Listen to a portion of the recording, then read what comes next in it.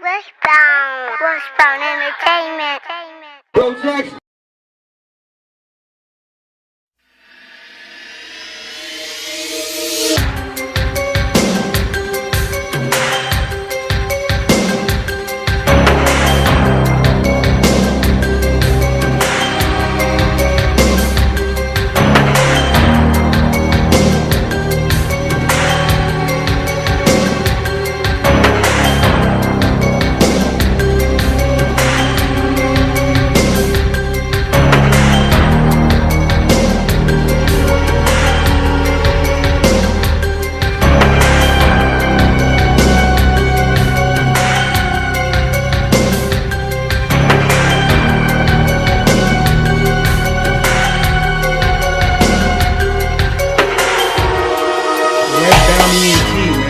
Today we got one of the Bay Area pioneers, real deal though. You feel me? Untold Stories episode 6. You feel me? You done seen all of them, but you ain't seen this one yet. I'm Ends with the Lens. It's your boy Pet Mendo. Man, today we got where J Diggs at? Hello. Yeah. Fucking right, westbound. Yes, sir. J Diggs, bro. So originally you from Vallejo, right? We have 707 on mine. Yes, sir. Yes, sir. Better know it. How long you been making music, bro? Professionally making music since 2002. That's when my first album dropped. Both Sides of the Gate, 2002. Okay. So however long that is, what's that? Almost 20 years. Yeah, that's a minute. That's like 18 years. Yeah, right? Yeah. And I was a late bloomer. Okay. But yeah. So originally it wasn't always part of the plan, right? I mean, it was always a passion. It was always a passion. But it got curved. It got curved young. I went to prison young, 18 years old. So for a minute, that dream was put on hold. I wasn't even tripping. Right. I wasn't tripping on rapping. I was like, fuck. But then by the time I got out of prison, it was like, that's all I can do. Like, what the fuck am I doing? I'm not finna get no job now. I just did 10 years and shit. What'd you do 10 years for? Work. Conspiracy to commit armed bank robbery. Okay. Yeah, so that was my young nigga movement. Unsolved Mysteries. Yeah, Unsolved Mysteries. He was on Unsolved Mysteries, right? That aired in 91. It aired on the episode of Unsolved Mysteries in 1991. We was kids tearing shit up. So what'd you feel like when you seen when you seen that clip on Unsolved Mysteries? Oh, you know what? It's crazy, right? So let me tell you that story. Okay, so they had all the robberies going on in the Bay Area at the time, right? And nobody really knew who was doing it outside our crew. You know, our crew, we was tearing shit up. It was at the time. It was prior to banks. We was hitting pizza parlors, hotels, bridges. We was hitting all kind of shit. So, but the pizza parlors was the big deal that they was making. So everybody had knew that Unsolved Mysteries was coming to our city, Vallejo, to film. Mm-hmm. So everybody was talking about it. So we was like, okay, this motherfucking shit is getting kind of hot. So the day they had came out there, they filmed and everything. Everybody was talking about it. So it was airing. The day it was supposed to have been airing, and I had forgot it was even finna come on. And I had left the neighborhood and I went to my mom's house. I didn't live with my mom, but I used to go over there all the time. So when I walked into my mom's house, she was like, "Oh, Jamal, come in here. They got the Unsolved Mysteries on with the dudes doing the bank robberies." So when she said that shit, like my heart stopped. Like, ooh, what the fuck you talking about? It's like I'm like, hold up. So I come in the living room and it's on. You know, they got the Unsolved Mystery music and all the shit. So they doing the shit. So I'm standing there and I'm watching it. And out of nowhere, here's a clip, a live clip. It was from Hercules, California. It was a round table bank robbery. So the live clip in slow motion while they talking, here I come running into the clip, into the bank robbery. Mind you, I'm standing next to my mom. My mom's sitting on the couch watching. I'm looking. I got on a jumpsuit and I got on a ski mask. Actually, it was a white ski mask, matter of fact. But I'm looking. I noticed me. I know the whole lick. I did the lick. So while I'm looking at this shit, to me, I don't even see myself with a mask. I just see my body, my whole shape, and I'm running up in. And my palms start sweating. And I'm looking at my mom, and she looking like she watching a movie. I'm like, oh my God. My heart beating hella fast. I'm like, dude, is she gonna recognize me? Like, dude, she? But she didn't catch it right then. But that was throw me the fuck off, bro. That scared the shit out of me. Like, I really watched the Unsolved Mysteries clip with my mom, my dad. I think my sister was in there. Everybody was watching. But at that time, nobody knew that it was me. Especially a live clip of it. Like, I was like, oh shit. This shit was real. That's amazing. Yeah, so yeah, that was one of them. That was Diggs' debut. Right. That's a crazy experience. Was there always a strategy how you used to hit like the pizza parlors and shit like that? Or is it you just run up in there and you feel me? I mean, it was, I mean, of course you gotta always put together a cool plan. But that shit was, you know, that was easy. That was really light work. Right. So yeah, we you know, and what our thing was, our crew was 10, 11 niggas. So we used to break down to 2 to 3 people. My favorite person hit licks with was Kilo. That's my little cousin. A little fast bastard. He used to quick over counters, all the shit. So I was like, come on, Kilo, me and Kilo used to fuck shit up. So yeah, that's really the whole thing about licks and anything else. You gotta find somebody you got chemistry with, you know, somebody who like you feel the way they move. Okay, I know he gonna hit the counter. He know that I'm gonna hold this motherfucker down, and we gonna get this bread and get the fuck up out of here. So yeah, it's you know, it's just about planning, just having your shit tight. It was always certain shit that we did, but it's crazy about it because that's that, you know, if you ever heard the word MO, and that's what we did. We created a federal MO that kind of made it easy for them to convict us afterwards because we was doing the same shit. Like we was young, you know what I mean? Like when it finally came down to the time when they was bringing up all the evidence on us, they was bringing all these pictures in from all these different bank robberies in the Bay Area. But every time they had these pictures, they had black and white pictures, but you would see a big ass Nike sign on the shoes.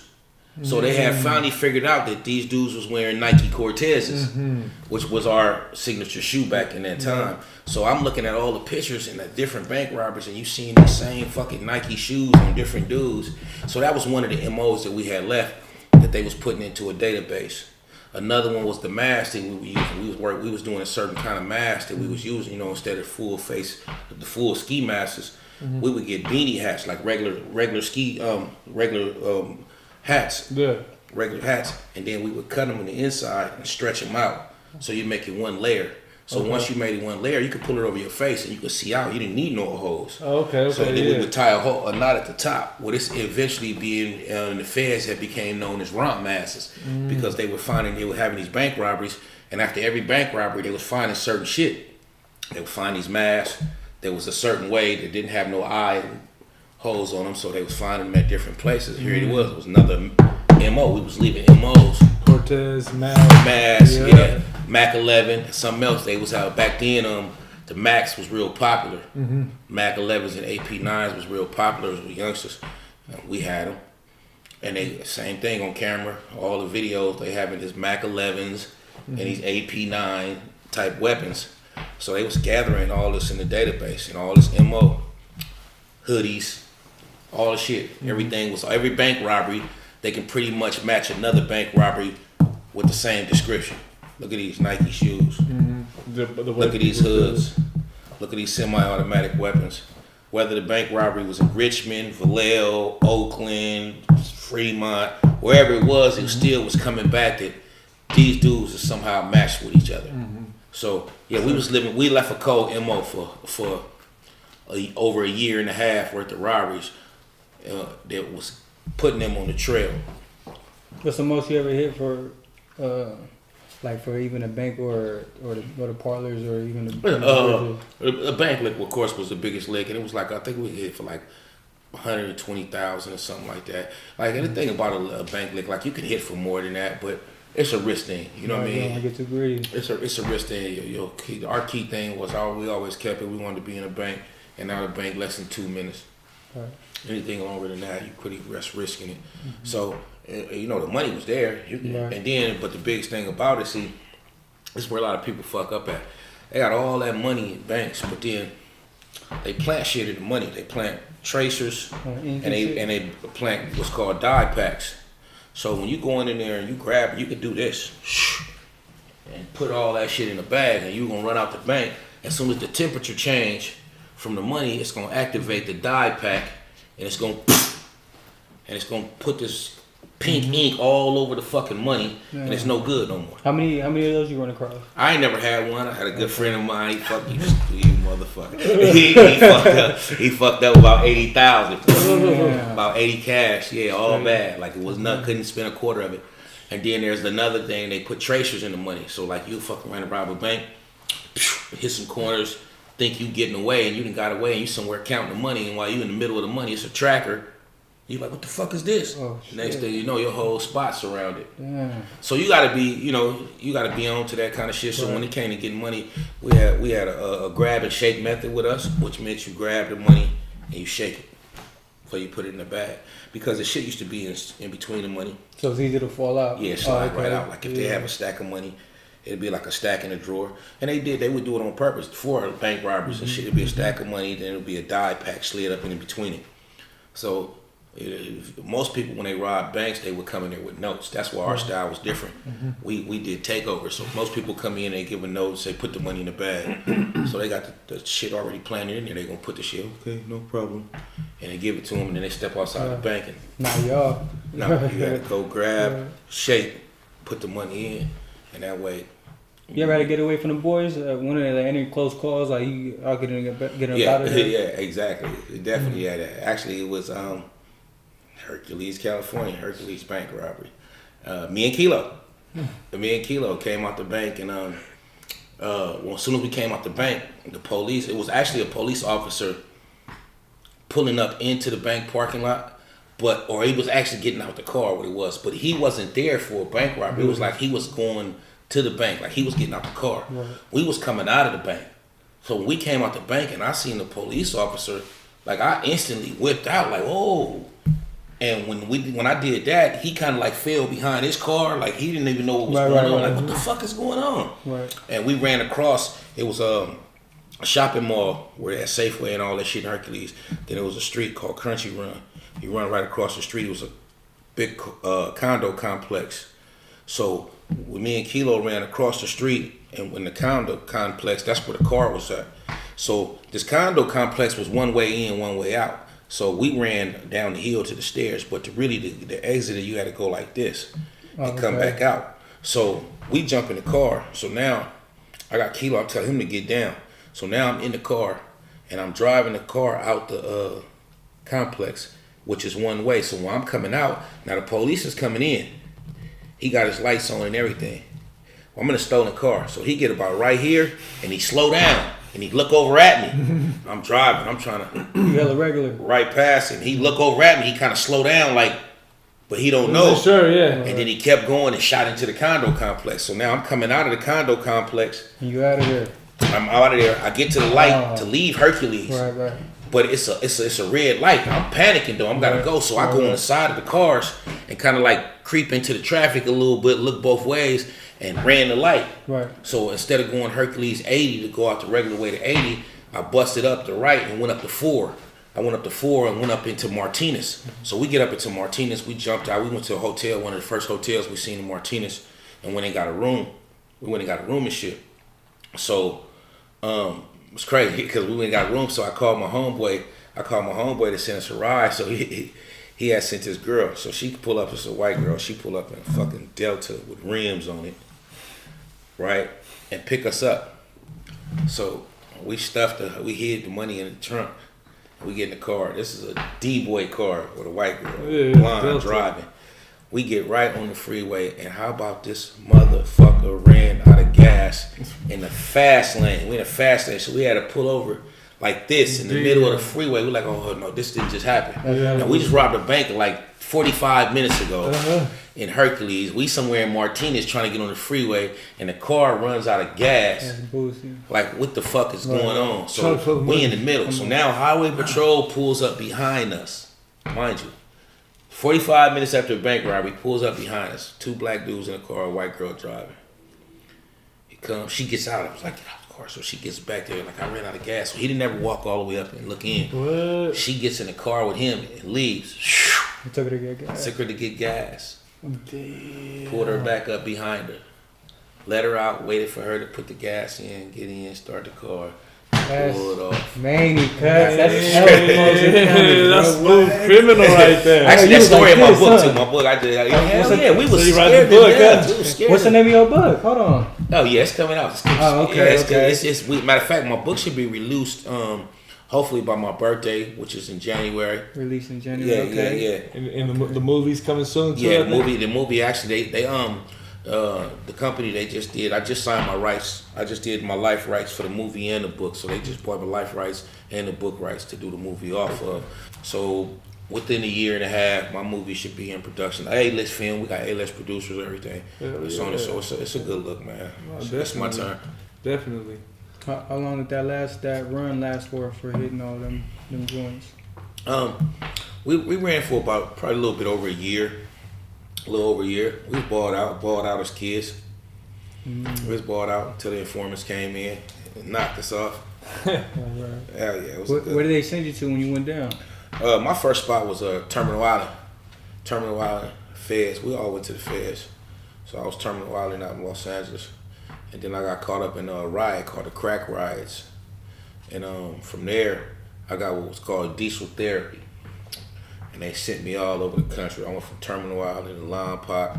From Lompoc, PN, I went to Oklahoma. From Oklahoma, I was in Allenwood, Pennsylvania, to Farrington, New Jersey, to Raybrook, New York, to McKean, Pennsylvania, to Schuylkill, Pennsylvania, like Lewisburg. So you used to doing the moving. Yeah. This is what I do. So was there one that you just said, man, fuck this shit, I ain't trying to come back to this specific one because of the conditions or the bullshit you had to deal with? Oh, they had a bunch of, that's one thing about the prison system. They got some spots that you don't want to be in. And that's why, a couple places, that's why I got moved, because when I get to somewhere that I don't want to be, I'm going to buck the system. I know how to get transferred. I'll slap the shit out of somebody fast, police officer, where the fuck. And, you get in a certain amount of trouble, they get you the fuck off the yard. Right. So when you become a convict, you know how to get moved off a yard and beat the shit out of somebody quick. You damn near notorious for whooping niggas at shows and shit. Every time we talk to somebody, you always get brought up as knocking a nigga out at a show or something. I think Jay Stalin said, he was telling a story and he said you had knocked a nigga out that night. Kilo said the same thing. It's just like niggas just be like out of pocket on the visit. I mean, but that's what it is. We artists, and then that's what motherfuckers look at. Oh, they rappers, and then niggas are street niggas. They gonna test. They think niggas just be rappers, but we just not rappers. Right. That's what they finally start finding out about this music shit, this rap shit. That these niggas really be from neighborhoods. Yeah, really. And we came from that. We cut from that clout. Like that's one of my nickname in my neighborhood is Hurt, short for Hercules, short for I will beat the fuck out of you. Period. Like that's how I get in. I liked it to fight. I was the kid that liked to fight. Like fight where? Who? What? Let's do it. Right now. I'm with all that shit. So that was my role in my crew. That was my role in my hood. I'm the fighter. Like yeah, you want to fight? We got somebody to fight you right now. Hurt. Oh, yeah, come on. So that's me. I like the fights. I knock niggas out for sure. That was my game. Okay, so it looks like you always keep yourself in good shape. Like you always been hubbed since a young mustache. Yeah. I get it from Pops. Pops was thick. That's just the Diggs frame. Right. Yeah, all the men in my family pretty much thick. Commercial break. Yeah, it was good. Get y'all some Mac Dre Thizzle Pop. Dig, get it. Nah, I'll fuck with you. But what was the question now?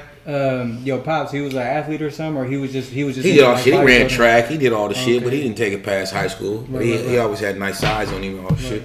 You ain't never played like any type of sports, huh? Yeah, I played all the shit. I did all the shit. I played. I wanted to be the football player and all the shit, but I didn't have that super talent. Right. Great drug dealer. Right. How old are you when you start selling drugs? Shit. I probably sold my first dope at probably like 14. Okay. That's around the time about 14, 15. I bought my first car. Mm-hmm. Yeah, so around 14 when I first dabbed and experimented. Right. Caught my first case at 16. That's when moms found out. And see, I done had a kind of mama where it was good. Right. Go ahead, go and sell some dope. You bring some money home. She didn't play that shit. My mama didn't play hell now. My mama didn't play that shit. She would put my ass to sleep. Bring no drugs in my house.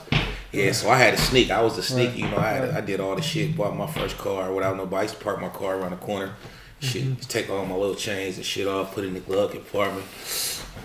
Park my car, come on home like I ain't did nothing. Make moms to go to sleep, sneak out the window, get right in the streets, go jump in my car, put my shit back on, Yeah, I did that shit. I did that for a while.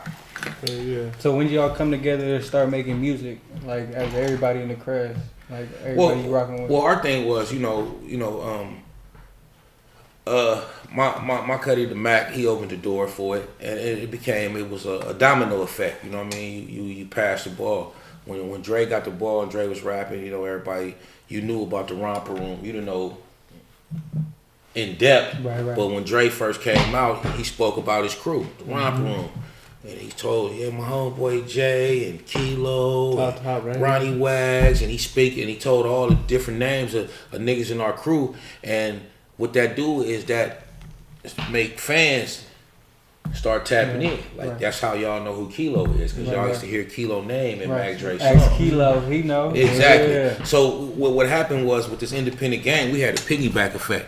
And the piggyback effect was you pass the ball. When you a rapper and you pass it to your homeboys. And that's what Dre did with us. See, Dre wasn't, I don't know if you pay attention to Dre music, you're not going to hear no mainstream artists. You're not even going to hear no lot of different rappers on Dre. You're going to hear who Dre fucked with on this music. If you listen to 10 Dre CDs, you're going to hear Cuddies from the Crest. Right. We didn't have, when Dre was rapping, you couldn't send no email and send a nigga no music. That shit didn't exist. If you wasn't in the studio with Mac Dre, you didn't have a Mac Dre song. Right. Period. That's how it was. So we would be on the songs because we was right there next to him. So that's why I got 10, 12 songs with Mac Dre, because I was with him every day. If you can count the number, probably the biggest artist Dre ever had on the song, he got a song with Too Short. Right. You feel me? Yeah. And it wasn't because that he didn't fuck with everybody. There's plenty of rappers that he would have did songs with, but because of the way the game was designed, he never got a chance to work with those artists. Because like I said, you couldn't just call a nigga and say, hey bro, I'm gonna sing you this beat, do this verse and send it back. Shit was different. Nah, it was different. You had to be in the studio with him. So Dre had his niggas on his songs. Right. He didn't fuck with everybody. It's a lot of motherfuckers out here holler they fuck with Mac Dre. They wasn't even around. Dre didn't fuck with them at all. How old was you when you met Dre? I met Dre, I was 16 when Dre came to our neighborhood. Ronnie Wags and EB, them the Cuddies, they really started this romper room shit. And they went to Hogan High, the high school. You went to Hogan? No, I went to Vallejo High. Okay. They went to Hogan, Dre went to Hogan. So they got close to Dre after high school. And they brought Dre to the ghetto. Dre was a funny nigga, cool nigga. So they brought Dre to the ghetto's kids, young, like around 16, and really vibe. Dre really vibed with the Cuddies. Like he was like, yeah, this is where I need to be. And so when they brought Dre to the hood, he fit right in. Everybody accepted him. Everybody loved him. He tapped right in with everybody, and he just really became one of us, period. That's just what it was. So we was about 16, fresh high school, 9th, 10th grade, somewhere around there. And by that time, he was already like real serious with it, rapping? No, I knew how to rap, but I wasn't serious with rapping. No, Dre was serious. That's why we got behind Dre. Dre took the rap game serious. I took the streets serious. Right. I was really in the streets. Like, I sold dope. I knew that I could make $500 a day selling dope as a teenager. It was guaranteed. So that was my focus. Would you say that what made you stop selling dope was you hitting the banks, or are you still doing both? Yeah, actually, bank money just was so much faster. Like I would sell dope, and that was what I did. That was the hood. I get up, I had the sack, niggas knew. But when I started hitting licks with bank money, it went from having a couple thousand, 2,000-3,000. As a kid, you felt like you was balling, but you hit a bank and you come back and you split 30,000. You and one other person, you sitting on 15 bands this week, and then 2-3 days later you hit another lick, and now you got another 15-20, and y'all split. Them numbers start adding up different. That's a different bracket. And you get lazy about a lot of shit. Like at first, when I first hit my lick, that's the first thing I did. I went and bought hella dope. I was like, oh shit, this song. I would have bought hella dope, but I was like, well, what the fuck? That's backwards. I just went and robbed this bank. They spent the bank money to buy some dope. Now that's a double risk to get. So I was like, man, fuck it. I'm finna go all in with this robbery shit. So I had turned into this is what I do. Career. Yeah, I'm like, when I get up when I want to, go to sleep when I want to, and if I need some money, I know right where to go get it. Come on. So that became, you know, and I was a kid. Like I said, it was like shit. It was an adrenaline rush. It was a challenge. You know, kind of like that same adrenaline rush when you got when you was fighting when you was a little nigga. Yeah, but it was a challenge. It was just like even Kilo Kurt said it. You know, you guys were actually living the rap, so it was even actually, you know, it made it more authentic. You know, than what a lot of people are putting out right now. It's just basically a bunch of bullshit. You know. Yeah. Say anything, first thing come to mind. Off the top of their head. Yeah, it was definitely it was a different time, different life. What was the first song you made with Dre? The first song I made with Dre was it's actually on me and Dre, the Dre Diggs album. It's called Romped Out. Okay. It was called Romped Out, and it was a song when I got out the feds. Dre had already been out. Dre was out like 5 years. I had to do 10. He did 5 years, so he was already out. He was back on this shit. You know, he had shit out. So I had just came home, and when I first came home, he came and got me from the halfway house. We went to Hot August Night immediately. It was lit. The same day I got released from the halfway house. Was the first night of Hot August Night of that year. It was 2001. And so he picked me up from the halfway house and we went straight to Hot August Night. Crazy. That's when I realized how big Dre had got. Because prior to that, Dre had never did but one show that was halfway big. And that was a Fresno show. We went to jail. So I get out. And I go to Hot August Night with Dre. I just get out of prison and we walking down the street and everybody's, Mac Dre, oh my God, that's Mac Dre. And I'm looking, I'm like, what the fuck? I'm looking around, these is white kids. Right. These Mexicans. How do you know Dre? I'm like, man, what the fuck is going on? We from the crash, you know. When we went to prison, Dre had a little buzz and it was just from tapes. Right. It wasn't that big, so here it is. I come home 10 years later and I'm walking down the street with him and all these young kids just, oh my God, that's Mac Dre. Oh, Mac Dre. That's crazy. And I'm like looking like, wow. That blew your mind up. Yeah, like, crazy. You a rapper. Right. He like, yeah, this shit different. He like, hey, we fucking with it. So when I seen that automatically changed my passion. I'm like, okay, this is what we doing then. Because at first I come on like, we just did 10 years in prison. Like, what we doing? What's the move? How we gonna get on? Get us some dope. We back hitting licks. What we doing? What we gonna do? So when I got home and I seen that he was really Mac Dre the rapper, I fell in line. Like, bro, look, I'm gonna play my part. You do this rap shit. I'm gonna do what I'm supposed to do to keep us on our game too. So I just fell in line, you know what I mean? I fell in line. I watched him and took his advice on the rap game, you know what I mean? He would tell me what to do with the music because I wanted to do music too. So he would give me advice on the rap shit. And of course, you know, he was my big homie on the rap shit. I was his big homie on the street shit. So, and that's what it came down to. Like, we was friends. Like, he wasn't my boss. None of that shit. A lot of people think, oh, that was the head of the romper. He was not the head of the romper room crew or none of that shit. We didn't rock like that. You feel me? He was the Cuddy. He was the most popular member in the romper room crew, but he was not the head of the romper room crew. We was all a crew. We ran together. Sure. We ate together. We did all the shit. I would argue with Dre just as quick as I would argue with Kilo, and Dre didn't get the last word. I didn't get the last word. It was whoever. You know was what like brothers. We were brothers. That's how it was. So a lot of people had got that misperception that he was the boss or he was y'all. No, that's not what he was. He was our friend, and we rocked out together and we looked out for each other.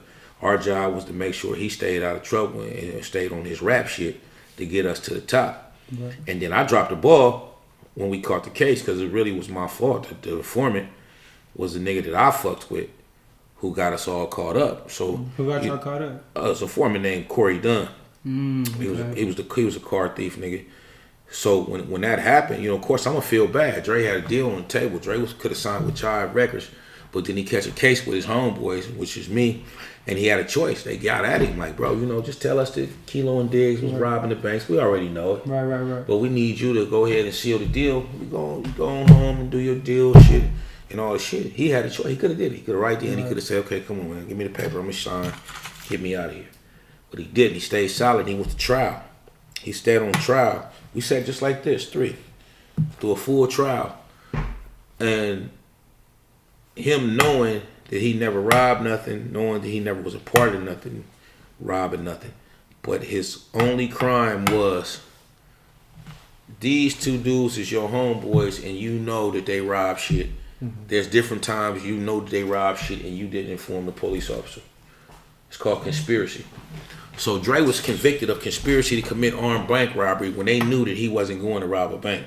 They just knew that he knew that his homeboys robbed banks. Yeah. So that's why I go so hard for Dre. People be like, man, you go hella hard for Dre. I'm like, bro, you wouldn't even understand the story. Right. He gave his life up for me when he had a solidified career.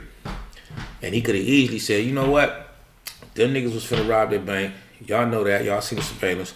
I was in the car going to fuck with some bitches. I don't got time for this shit. Do what y'all gonna do, but let me go. He could have did that easy. Of course, he wouldn't have got away with that shit like that. Yeah, right. Yeah, but he could have did that shit easy. But he stayed real. We should talk about it after court. Cuddy, I'm staying down, bro. I'm gonna keep my mouth closed. Love you niggas. We going back to our pod. I see y'all on the next court date. Period. So with that being said, and especially in today's time, you can't get that kind of loyalty from a motherfucker that's finna get a ticket. A motherfucker telling the motherfucker get out of a ticket. Hey, that's your weed. You take the weed, man. I'm not taking it, man. I gotta go to work tomorrow. You know, these niggas is crazy. So yeah, he gave up his whole life behind his crew though. Like literally went to federal pen knowing that he had never ever planned a robbery, didn't have no parts of planning or nothing, just for simple his crew. So that's why Jay Diggs goes so hard for Mac Dre. That's why this shit stamped on my body. That's why I rep my nigga so hard from day one to the end of time. Yeah. Because I watched my nigga give up his life for me when he didn't have to. Yeah. And that's why us as fans also, I feel like that's what makes Mac Dre so real, just because everybody knows the story about behind what happened with it, and it makes him certified. You feel me? And that's why Mac Dre shit word means a lot and raps mean a lot, because you know it's real shit. And like he said, real before rap. Come on. What's one thing you miss about Dre? It could be anything from his personality, his swag, like just being a funny dude he was, man. Dude was, a lot of people don't know he's a character. More than anything, like Dre was really probably could have been a comedian if he wasn't rapping. Like he was just a funny dude. Like we had different nicknames. Like even his nickname itself, like Mr. Furley. A lot of people don't know his nickname is Furley. Do you know who Mr. Furley is? There's some people at home that know who Mr. Furley is. Exactly. So if you know who Mr. Furley is, you know he was a goofy dude. That was Don Knotts. His whole character was goofy. Like Dre had a goofy side that a lot of people didn't know. And that's why we called him Furley. My other homeboy Ray named him that, because Dre would get in the car and knock over some shit and be like, man, what the fuck, Dre? Oh, cut him up, man. And so a lot of people don't know that side of it. They don't know where some of these characters come from. They don't know. So Furley was the Don Knotts. That was a comedian side to Dre. That was his funny, goofy side that a lot of people, the fans, didn't even know about. That you had to be a Cuddy to know what that came from. But so Dre was really a comedian. Me and Dre lived together. Like, see, that's a lot of people don't know that. When Dre passed away, we actually right here in this city, Sacramento, we had a condo. And we had a house. The condo was called Rappers Island. A lot of people think Hawaii is Rappers Island. Hawaii is not Rappers Island. Rappers Island was a condo complex out here in Sacramento. Yeah, we named it Rappers Island because everybody used to come over there and record with us. It's right on the top of my tongue. That's why your baby mama's always crying. Yeah. Because people be at Rappers Island recording. You ain't been to Rappers Island. Yeah, so that was the condo complex on the lake. What's the one with got the little fucking paddle boats in the middle of it? Greenhaven on the Lake. That's what it is. Greenhaven on the Lake off the 5. So that was what Rappers Island. It was really a condo. We had a 3-bedroom condo that sat on a little lake, little man-made lake. So when you came outside the condo, it had the lake, it had paddle boats and all the shit. So everybody would come over. The few rappers that we did fuck with and did songs with, they would come over to the condo. We had the condo, we had a spare bedroom, that was the studio and all the shit. A lot of the shit that y'all hear was recorded in that condo. Wasn't even in no booth or nothing. Like just really in the condo with a mic and all the shit. And that was Rappers Island. That was Rappers Island. That's where Some Terrible everybody used to be at. Some Terrible. Tell them I was done. Hey. Yeah. What's your favorite song you ever made with Dre? My favorite Dre song would probably be Romped Out. Romped Out? Because it was the first song. It was the first song that we made when I came home. Like, we got a few songs, you know. But it was the first song that we made when I got out of prison. And I just was excited to be home in the studio and all the shit. And so when it was, you niggas better watch out. Guess who just got out? Romper Room niggas is back. So that was just like our return. For me, that was the return of my life after 10 years in prison. So I was really back in the studio. I had been rapping for years, doing songs and shit in prison, performing in front of prisoners and all the shit. And then I finally was home in the studio making a real song with a real rapper. Like, damn, this shit finna really happen. So that would have been the one, because that was really just an exciting time in my life, fresh out of prison, for real. Hell yeah. Everywhere you go, where Diggs at, you're always pushing the different types of products you got. You got the syrup. You got anything new coming 2020? Well, for this year, more than anything, I'm concentrating more just my book and my movie. Them is the biggest movements. Of course, I do got my CBD syrup, THC syrup. I got flour. I got a whole movement. How's that going? Oh, it's great. It's excellent. I just rebirthed the company. My company, Breeze Alive. BreezeAlive.com. Y'all tap in. That's my CBD company. And that's just my movement right now. I'm on the CBD movement real tough ever since losing my son behind that promethazine with codeine shit. I don't fuck with that syrup shit, that other shit. So I go hard for the CBD shit. It's a whole nother movement that I've been pushing for the last 5 years, for real. How many kids you got? I got 10. Oh, well, you got that's legacy right 10 there. deep. Come on. 10 deep. And then every last one of them name is J Diggs. Yeah, get that fucked up. Every last one of them. Even the girls, huh? Yep. Jayla, and Jada. Got 3 daughters, Jayla, and Jada. And you could tell they boyfriend that their daddy's a hater. All right. Yeah.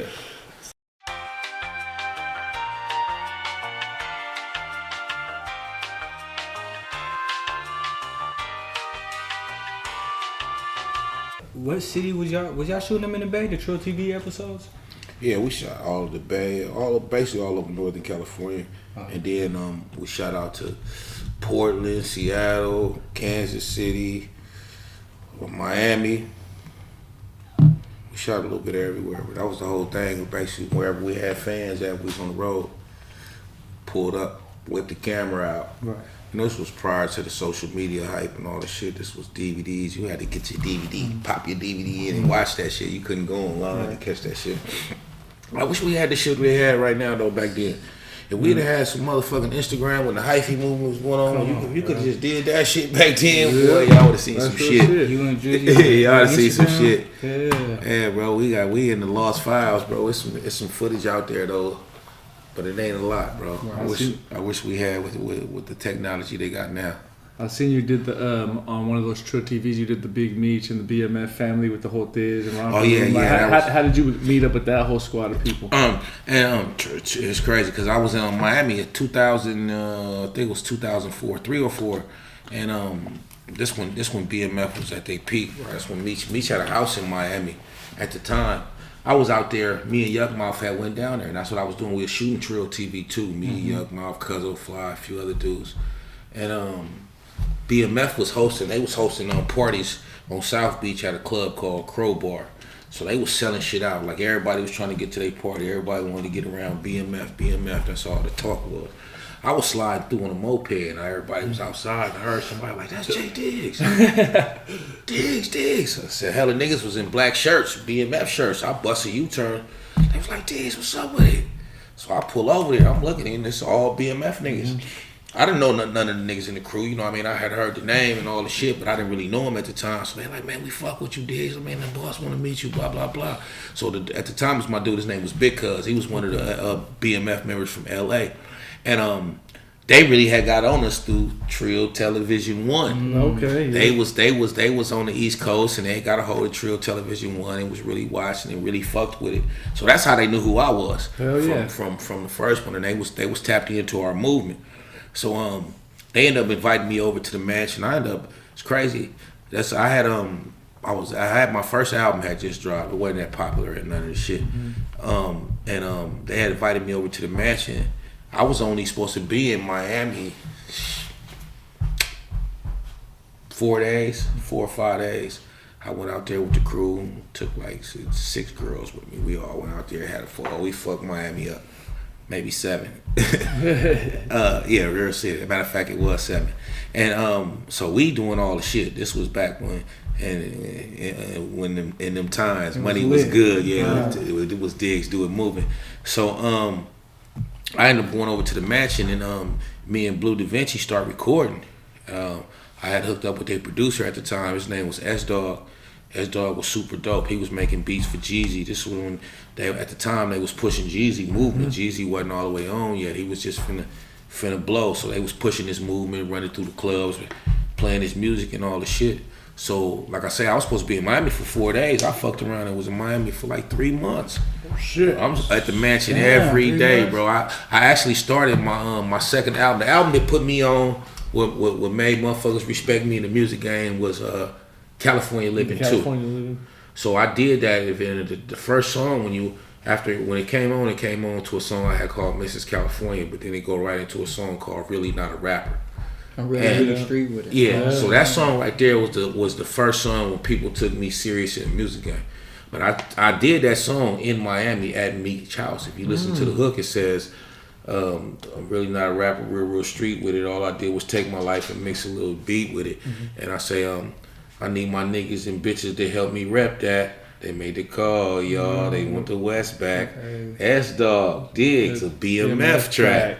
They made it. That was back in 2004. So they had never been to the Bay Area. I had ended up we and Blue in 2006. Blue had hit me, and Misha had ended up going to jail. You know, by then we close. We fucking with it. Blue had hit me for his tour.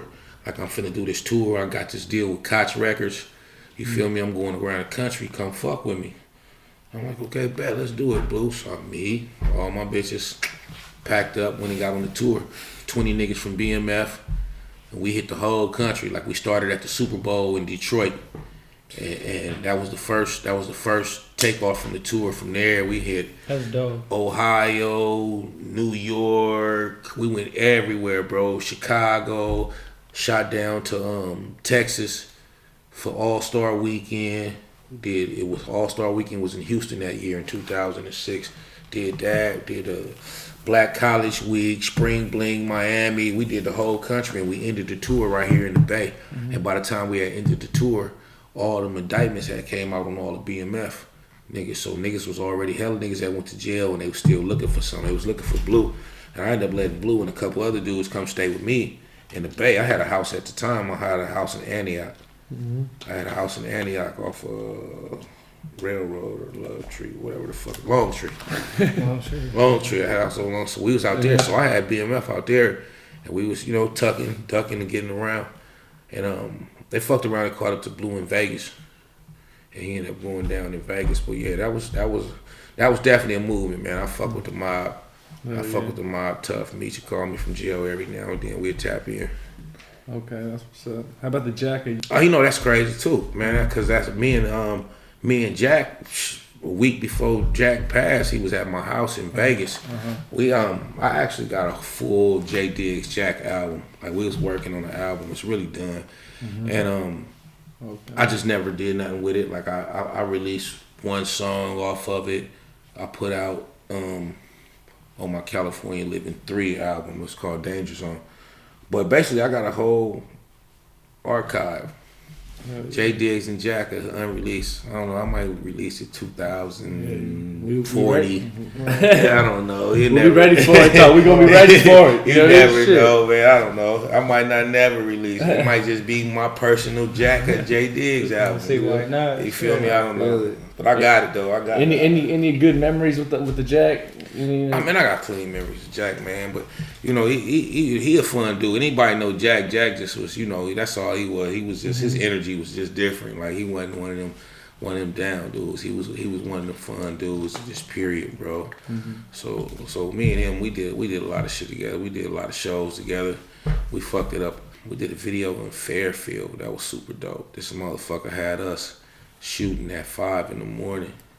Like, it was me, Filthy, and Jacka. We was shooting a video. You Should Know Me. It was a song off one of my older albums. I think we started this video shoot about 10 o'clock. And I'm talking to Jack. Jack said, "Yeah, I'm on my way right now. I'll be there in an hour, Diggs." So I'm telling Bro Jackson, like, okay, Filthy finna This pull the up. one you was talking about, right? You was telling us like Jack had us out there all night. Filthy finna pull up, bro. I'm here, we shooting, boo. Filthy get there, bro. This motherfucker Jacka told me he was an hour away 5 times. Every time I call, like, bro, I'll be there an hour. What was that nigga doing? What was he really doing, bro? Bro, I Who still knows, don't huh? know. That motherfucker got there like 5 in the morning when we shot that scene for You Should Know Me. And this scene was outside in the backyard of the fool.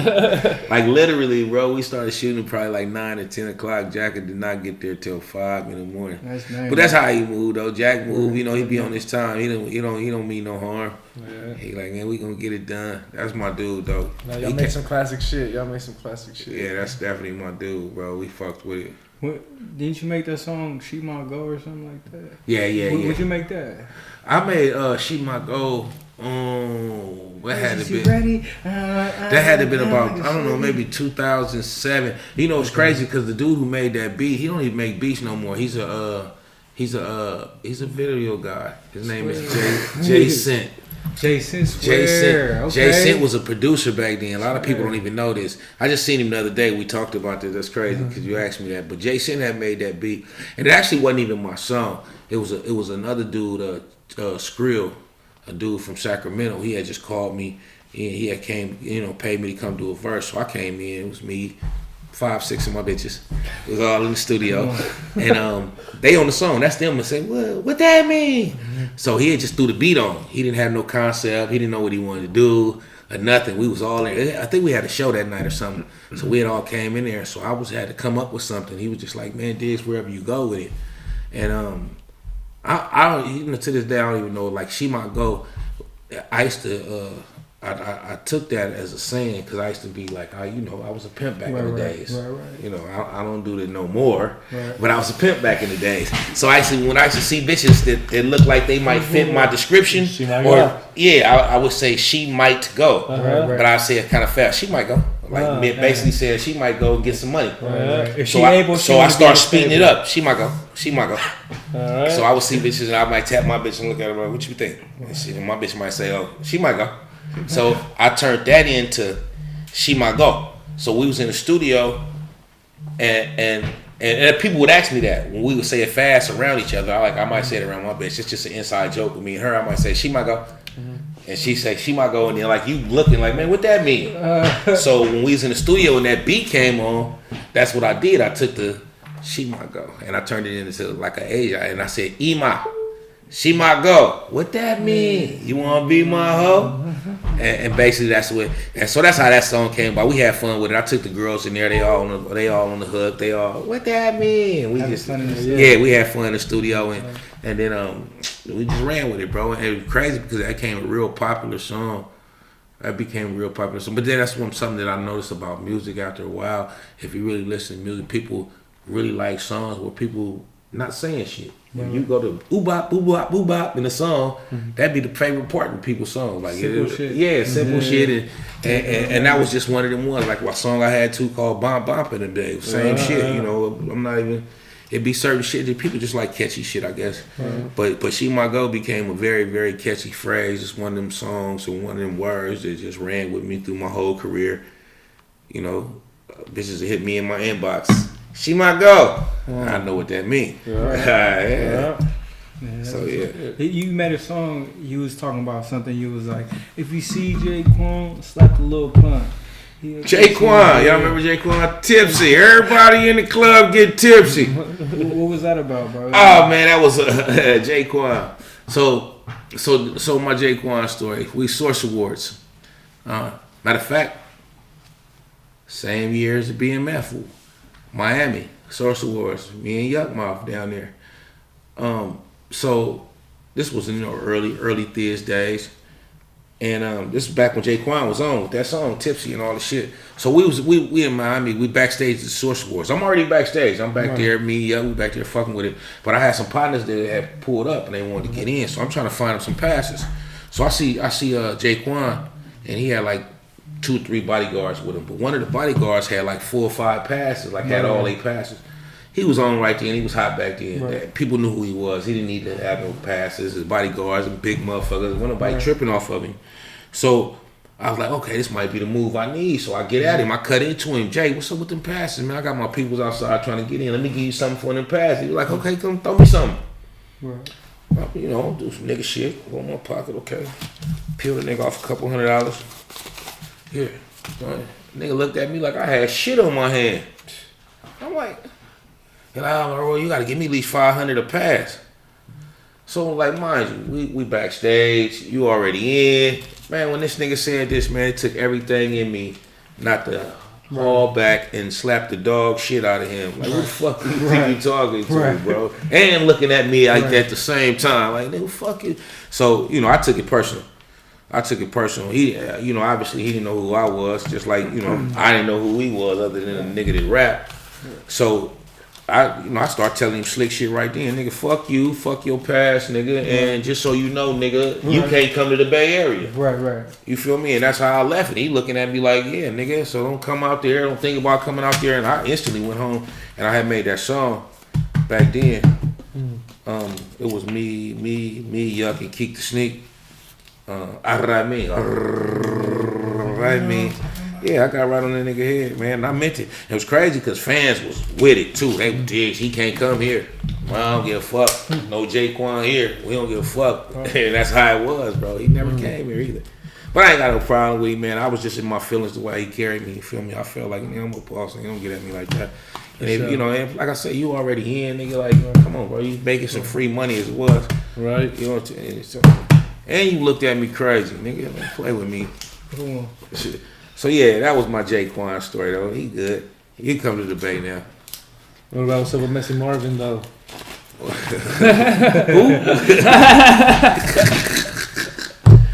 Who is that? I don't even know who that is. Oh shit! Like, what was one of the maniest prison experiences you had? You know what I mean? You know, one of the crazy things that I did see in prison is this what made me look at that gangbanging shit a lot different. You feel me? You know, because where I'm from, bro, we don't bang. You know, we rock neighborhoods. Right. But I was in Terminal Island Federal Prison, which is in the heart of Southern California. So it wasn't nothing but Crips, Bloods, Northaniels, Serranios in the Bay Area, which we was considered called up north. Meaning everything north of Bakersfield was up under my car. So while I was in there, you know, this was my first time really interacting with real Crips and Bloods on a daily. I'm young, 19 years old.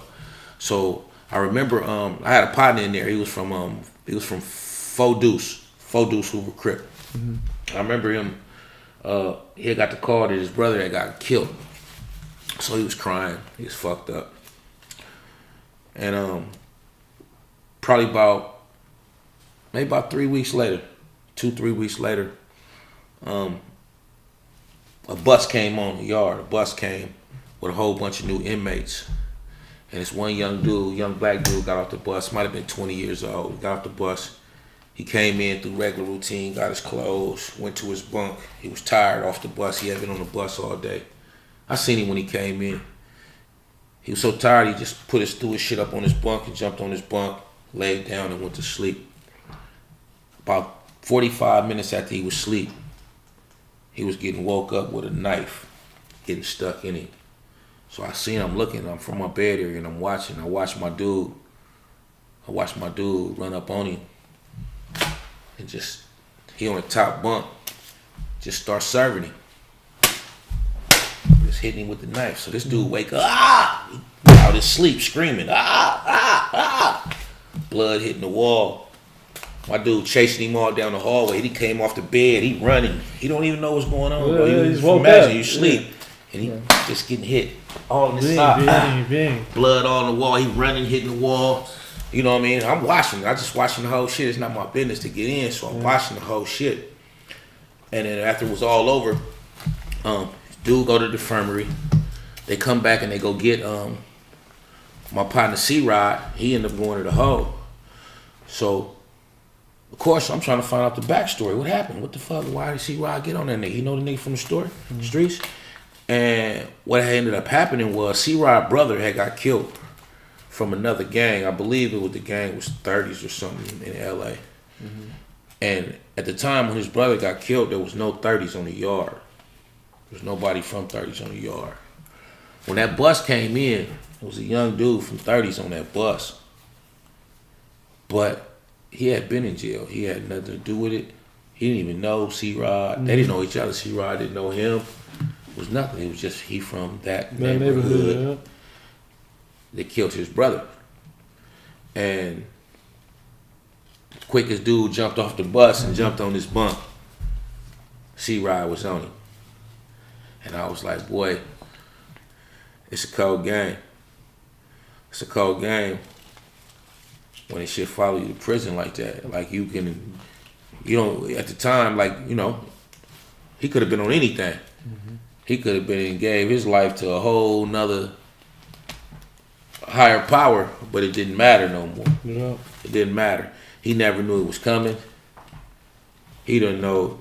To this day, he might not know why a motherfucker ran up on him in his sleep and he's got the stuff and the knife up in him. And I watched that shit and I'm like, wow. Anybody try to get at you like that while you was there? I mean, not like that. I never been stabbed. I never been touched. I ain't never been touched while I was in prison physically like that. Nobody put their hands on me. I had incidents for sure. There were times motherfuckers that wanted to do shit. We done had Mexican standoffs, knives and everything, where at any given second it was finna be all out war that didn't penetrate. So yeah, I've been in a lot of circumstances, but I was in there for 10 years, so I seen it all. I seen anything and everything you can imagine inside a federal prison. I was lucky. I ain't gonna lie. I was one of the lucky ones, especially at the level of the game I played, because I played all in. Right. I wasn't no square in prison. I was in everything. I came in young, so I was a young wild nigga when I came in. And by the time I was on my 3rd year in, I was shot calling on the prison yard I was at. And from there on, that's all I knew. When I got to a yard, I got right down with the niggas that was on the yard getting some money, and I tapped in, and that was my movement. You feel me? And if you was in the Cali car, I don't care where I went across this country. When I hit the yard, I tapped in with the niggas who was running the Cali car, and we got an understanding on the yard that, hey, this is how we finna have this car going, because there was a lot of fuck shit going on. Like a lot of shit I didn't believe in. Like one of the things about me, I got sent to prison behind a snitch. So my understanding was snitching is zero. Like I give no snitches, no passes. I wouldn't give a fuck if it was my child. I'd kick his ass out this house. Right. If he telling a man for some shit that he ain't got nothing to do with. Right. So that's just me. That's how I am. So I carried it like that in prison. I didn't let niggas hide behind our car. I didn't do none of that shit. If you was a rat, you got treated like one. So that's what I was known for on the yard. I was known for enforcing that type of shit. Like, Diggs, don't play that shit. Where your paperwork at? You might want to go take that shit over there to them niggas right there, because they want to see that shit. Right. So that's the type of inmate I was, and that's why I'm the way I am on the streets. Niggas be like, "Oh, Diggs, why you be calling niggas out wrestler?" Because like that's who I am. Like, nigga, especially in this area right here, I represent this Bay Area to the fullest. And niggas like, you call yourself the boss of the Bay, not because I'm bossing niggas around. No, but I'm gonna make a boss move. Anytime I see some fuck shit going on in this Bay Area, I'm gonna make a boss move, and I'm gonna call it for what it is. You feel me? And a lot of times it might not even be my business. But it's my business to let the world know that, hey, that nigga right there is a rat. Right. And if I get full proof on a nigga that's a rat, I'm going to tell it. Like, there's some niggas I'm doing my homework on right now. There's some niggas in the Bay Area right now. You niggas is shaking. And I ain't going to say no names yet because that work ain't here, but I've already requested it. And when they do get here, I'm not going to be like some of these other niggas and tuck my tail. I'm going to tell it. So you stay tuned. You stay tuned, because there's some rappers that finna get busted out in the Bay Area. You niggas know who I'm talking about. Yeah. I'm gonna just keep it like that. It's coming. It's coming. How old were you when you first popped the Thiz? 253 years old. Because I ain't never popped the Thiz. Let me just tell you that. Let me know something. I am the Thizness nigga you know that never popped a pill. Period. President of the Thiz Nation shit. But yeah, anybody that know me, know Diggs, don't do nothing. I ain't never tried a pill. I ain't never tried a line of cocaine, no heroin. I don't do nothing, my nigga. I smoke weed. I tried weed one time when I was a young kid, and I ain't stopped. So I don't try nothing else that I might not stop. So that's just me, period. Like, I haven't even tried shit. So yeah, during the whole hyphy movement, when everybody was on thizzing and doing their shit, I was behind my glasses watching you niggas watch my niggas. Yeah, on shit. So, I ain't never been on a pill ever in my life. I don't even know what it'll do. I don't know. No fact. Anybody know? They'll tell you, Diggs, don't do none of that shit. I don't do no drugs. Is there a reason why? I just don't do no drugs. It's like being on your toes. Yeah, me. I'm always on point, bro. I'm the only point guy in the crew. Come on. Yeah, period. Like I'm not. Like I say, I don't like being out of my body. I don't even drink. Like I'll have a drink. But once I start feeling like, it's time to go. Get me home. Get me away from people. All the shit. I don't want to be. I gotta be on point at all times. What's the type of things you like eating now? Like, what's your diet like, or you just be? For real. If a kid like it, I like it. And if I like it, a kid probably like that's. I eat like a kid. Like I ain't gonna even lie. I'm not no health nut or nothing. I've always ate like a kid. Yeah. Hamburgers, pizza, seafood. Like I eat what the fuck I want to, and that's why I be having it. I have to get back to the gym because I get out of control. But I eat for pleasure. Some people eat to survive. Some people eat to not be full. And some people eat to get. I eat for pleasure. Like I like my food. I look forward to eating shit. I eat great. I go to the best of restaurants. I get excited and shit sometimes. Like damn, my motherfucking crab come out. Yeah, I could say the same. I feel like eating is my favorite part of the day. I'm not the guy that can. Oh man, this is good for you. Just eat it because it's good for you. No, bitch. I'm not eating that. Bitch, you eat it. I'm eating this Twinkie. That motherfucker tastes good. I heard Jay Diggs was vegan. That's what I heard. I ain't vegan. I got a bitch that's vegan, but I'm not vegan. Like what's on your playlist right now? What type of music you listen to? Like outside of rap? Or shit, fuck it, rap too. I don't really listen to too much outside of rap. Like, I'm a hip hop baby. Right. But it's crazy is that, for real, I just be tapping in to just listen to. I don't got no, like, probably the number one shit that I probably listen to in my car right now, right this second, is Yo Gotti new shit. Okay. He talking some real shit. The Yo Gotti new shit is hard. So that's what I'm slapping right now. Just probably on repeat more than anything right now. Of course, Nip is, Right. Yeah, for sure. He that guy, so I always get some good game from Nip. And that's my thing, I'm not no kid, so I don't really get a lot out of the shit these youngsters is talking about. Like a lot of that shit is really trash. I'm gonna make some good music, but I'm really in the substance with music. Like I'm in the timeless music. I'm in the motherfuckers that can really talk some shit that can really educate me sometimes. Unless they have fun with music, for sure. But I can't listen to a bunch of bullshit all the time. You can't just keep bullshitting me all day, every song. A lot of these things ain't really doing shit. I can't. I need to, at some point in time, you got to stimulate me if you're a rapper. I got to be able to say, okay, I relate. If I can't relate to your shit at all, then it's just, Why do people like your music so much? Why do you feel like that? Well, one of the things that I hear is because I'm a storyteller. A lot of people like to hear the stories. They like to hear some real shit. Like that's the thing about me. That's why my slogan is I'm really not a rapper. Because basically, what you hear in my music is shit I go through in life. That's why it makes it so easy for me. Because I'm not a rapper. I just take the shit in my life and I put it into a story form, and I can make it rhyme. Rappers, they do metaphors and slick shit that you say, ooh, shit, what the fuck? I can't do none of that shit. I'm not a Lil Wayne. Like, them is rappers. Right. I'm not a rapper. Man, you be dropping bars. Cash Kid, that little motherfucker raw. That's a rapper. Diggs you be dropping bars. Hey, episode 6, Untold Stories. Jay Diggs, you dig, and we out of here. We doing it moving. Peace. All right, y'all. See y'all later. Man, my nigga at the airport. That's it.